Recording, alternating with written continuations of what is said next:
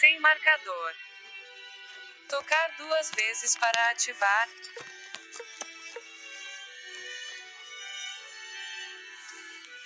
Saudações em Cristo Jesus, nosso Mestre e Senhor. Primeiramente, damos graças a Ele, a esta força criadora que criou este universo infinito, o qual nós chamamos de Deus. Coloca nele o nome que você quiser, mas Ele é um Deus único, Deus de amor, que nada existe fora desse amor. Damos graças a Ele, porque estamos neste momento para gravar mais um capítulo do livro Os Mensageiros. Acabamos de gravar o nosso lar, já vamos gravar o segundo livro, já vamos gravar o capítulo 42, Evangelho no ambiente da natureza, do campo, né? Você que assistiu já o capítulo 41, você ouviu daquele problema, né? Do nosso irmão que chegaram, e houve aquele problema lá de um carroceiro, né? Que tomou um coice da mula, né? E depois eles retornaram para o lugar, o campo onde é que ele estava. Então descreve André Luiz que havia várias entidades sentadas na relva. E André Luiz falou que percebeu que uma manada de boi estava pastando. De repente eles se aproximaram daquele lugar, como que atraído pela energia magnética, né? E deitaram. André Luiz percebe que os pássaros que cantarolavam nas árvores se calaram. Só se ouvia agora o uivar do vento uivante, né? O farfalhar nas folhas das palmeiras, nos arvoredos, né? Naquela brisa suave e maravilhosa.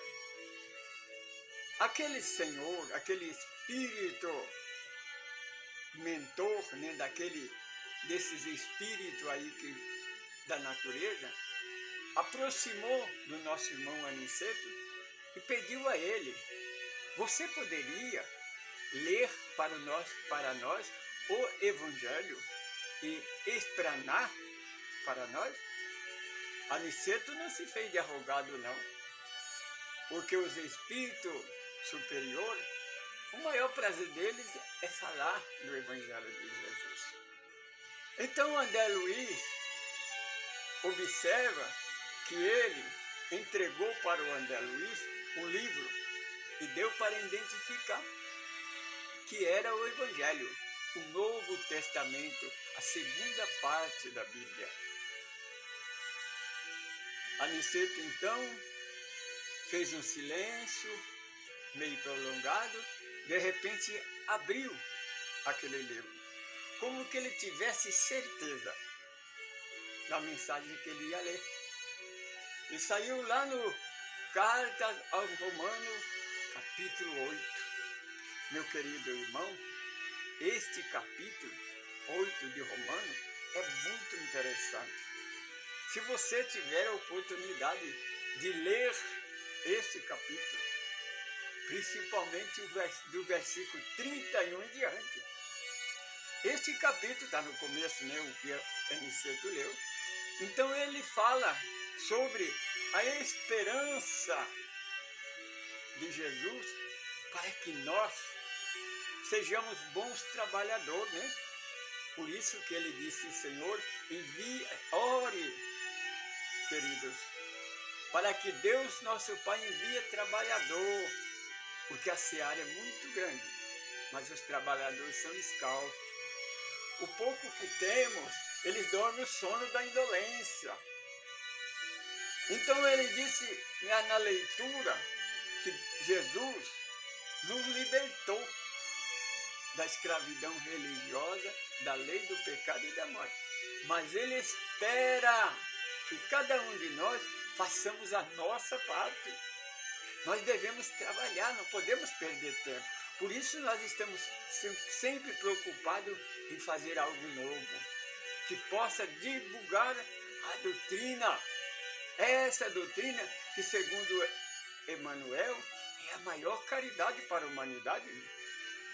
Porque a igreja, a religião, distorceu a verdade. Fez um estrago no Evangelho. Percebe que Jesus teve que vir encarnar na terra para corrigir o que está errado. Por isso a necessidade dos trabalhadores se despertar para o trabalho. Porque nós vemos que o mal prospera no mundo. O bem fica aqui como tímido, né?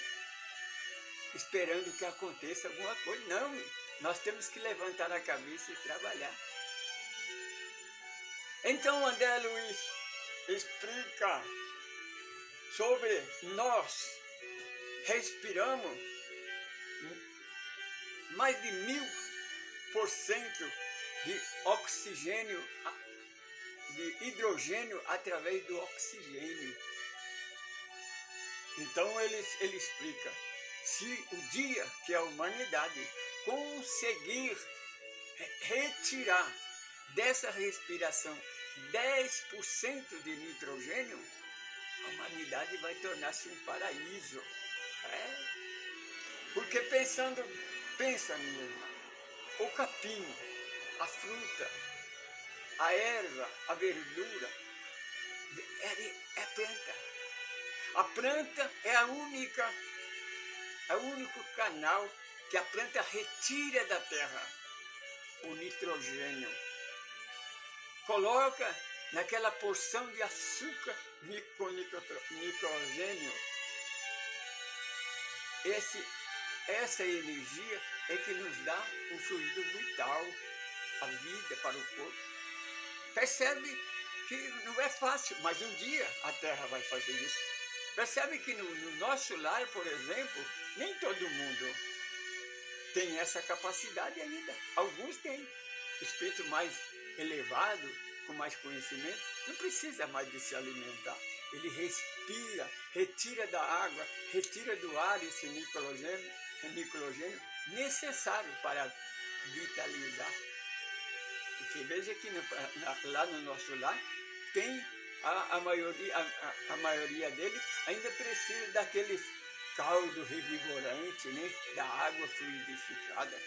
A água fluidificada nada mais do que é colocar o nitrogênio na água.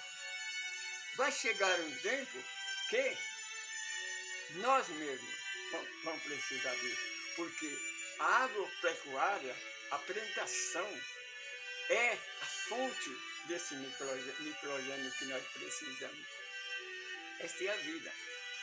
Então, quando chegar esse tempo de regeneração, quando nós não mais precisar de matar os nossos irmãos animais para alimentar da sua carne, os matadores não vai mais existir.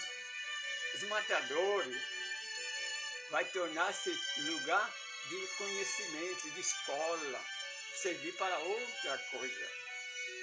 Percebe que no mundo feliz não existe prisão, porque lá não existe o mal. Aí existe uma promessa. Tenha certeza, por mais que o mal é superior na terra, ele foi derrotado na cruz do Calvário. É só causa de alguns tempos para que ele seja extirpado do planeta Terra. Porque a promessa de Jesus é essa. Lá no Sermão do Monte ele diz: só os mansos e os humildes herdarão a terra. Novo Testamento, promessa de Jesus. Agora vamos lá para o livro de Salmo.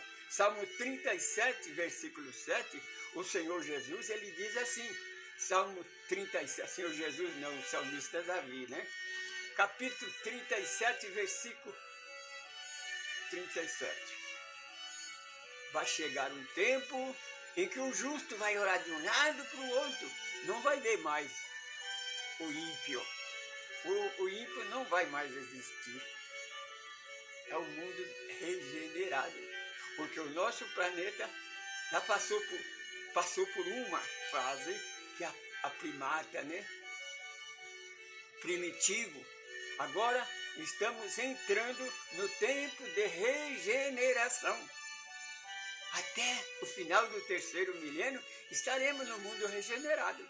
O mundo regenerado então vai ser esse. Só os mansos estarão na terra. Você compreende? É isso que nós devemos pensar. Queridos e queridas irmãs, nós devemos fazer este pedido, essa recomendação que nosso irmão Paulo faz, para nós perseverar em vigilância. Vamos procurar trabalhar, vamos procurar fazer alguma coisa de bom, por menor que seja, melhor do que não fazer nada. Não fica sem fazer nada, não. Faça alguma coisa de bom, de bem, porque o mal você faz automaticamente, mas o bem você precisa correr atrás.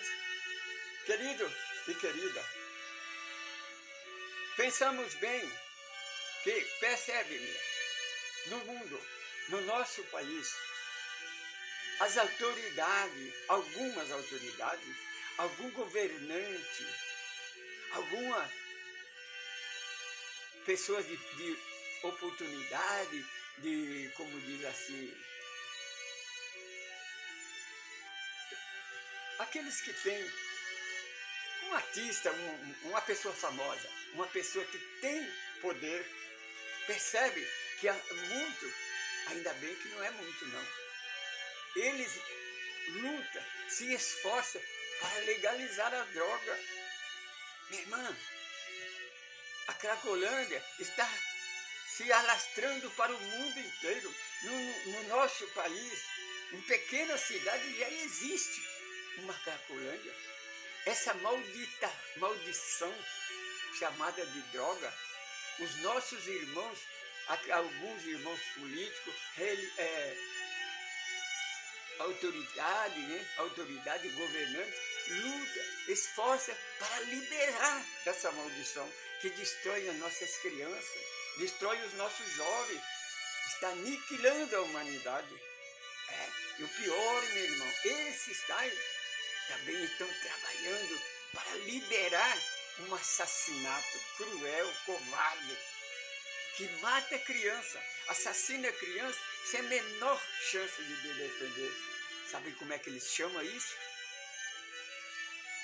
De aborto legal. Você já pensou? Você já raciocinou? Na cabeça dessas pessoas, o que é ilegal? É bom nós pensarmos nisso. Por isso a necessidade de nós fazermos como fazia o profeta Daniel, que todo dia de manhã ele ia na janela e orava a Deus, nosso Pai, para que envie a paz para o nosso planeta Terra. Nosso planeta Terra é a nossa morada provisória temporária. Os comunistas, os socialistas, ateus, assassinos e cruel, quer cobrir o nosso planeta com seu tentáculo das trevas. Mas por isso nós temos que resplandecer a nossa luz, para que essa treva desapareça, porque ela é a ausência da luz. Nós temos milhões de refugiados no mundo inteiro procurando refugiados por causa da guerra, refugiados por causa dos furacões, dos terremotos, das enchentes, dos deslizamentos de terra. Outros que estão em lugares que não chove, que precisa da chuva e a chuva não chega. Quantos e quantos irmãos estão presos na prisão? Sabe por quê, meu? Por causa dos vingadores, político e religioso, político e ideológico. E existe no mundo religiões que matam em nome de Deus. Por isso, a necessidade, irmão, de trabalharmos, de pregar o Evangelho, porque só o Evangelho de Jesus pode unificar o mundo e trazer paz para a humanidade. coisa que a igreja, a religião, a política nunca conseguiu na história do mundo.